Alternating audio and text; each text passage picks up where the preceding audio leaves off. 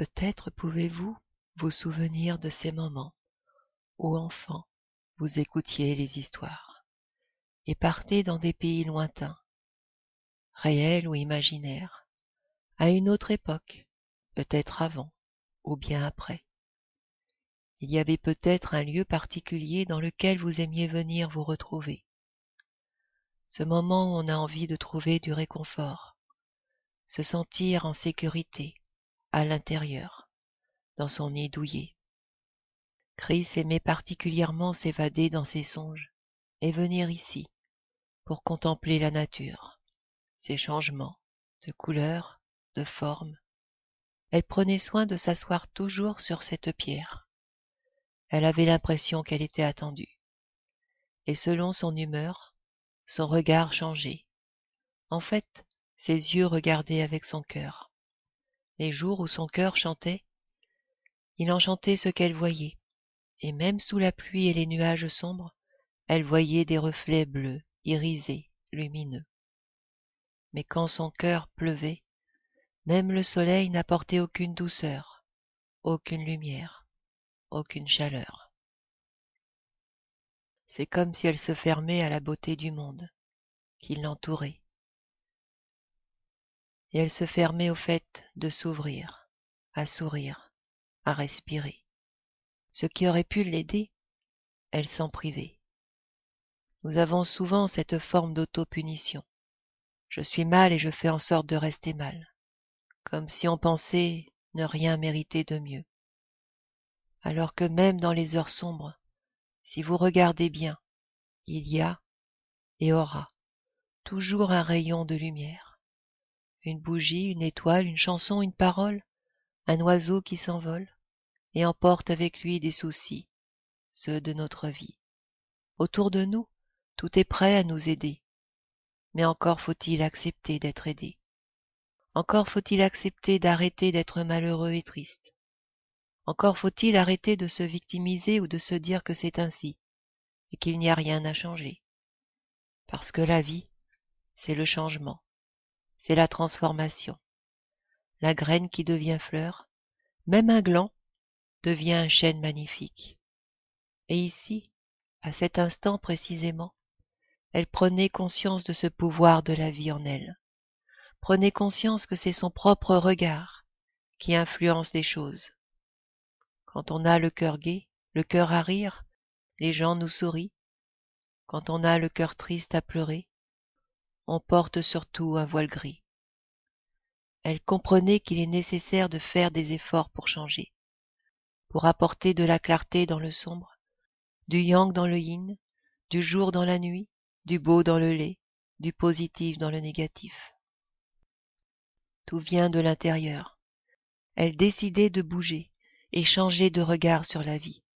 Depuis toutes ces années, elle s'était tarie comme une source. Mais pour que la source donne de l'eau, il fallait bien être rempli de cette eau. Et là, sur cette pierre, elle regardait cette source qui coulait toujours, comme éternelle.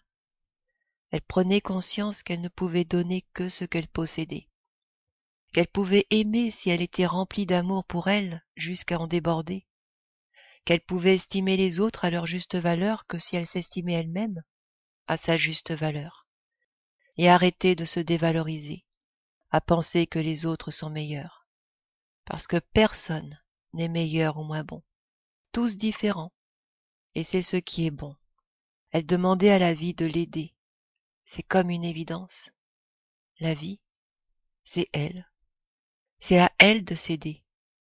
Elle se souvient de ce livre où un père demandait à son fils de rentrer dans un sanctuaire et de n'en sortir que lorsqu'il aurait parlé à un ange.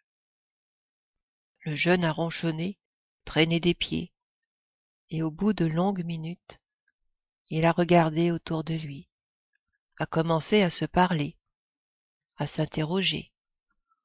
Où allait-il pouvoir trouver cet ange? Il a commencé à se poser les bonnes questions, au lieu de se lamenter. Et il a compris. L'ange, c'était lui. Il est ressorti du sanctuaire. La leçon portait ses fruits. Il décidait de devenir son propre ange. responsable de sa vie et de ce qu'il en ferait.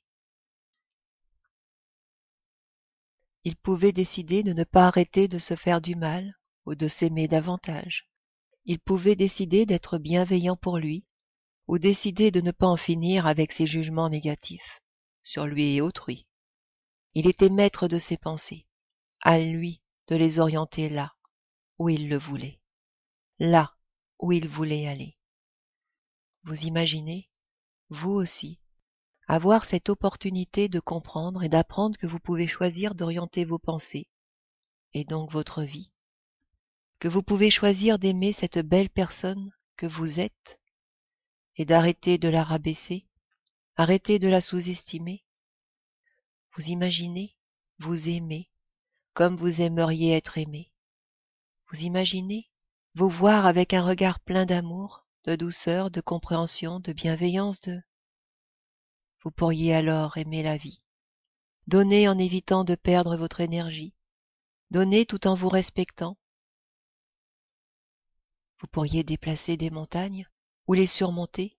Vous pourriez profiter de ce paysage avec toujours ce rayon de lumière présent. Vous pouvez choisir l'orientation de vos pensées. Vous pouvez décider d'arrêter de voir du sombre et du négatif, mais de vous concentrer sur la lumière, sur la beauté, sur le positif, sur votre beauté, votre lumière. Votre vie est à vous.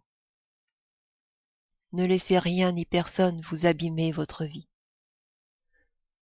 Laissez cette force intérieure grandir, se développer, s'épanouir, comme une graine, une bouture.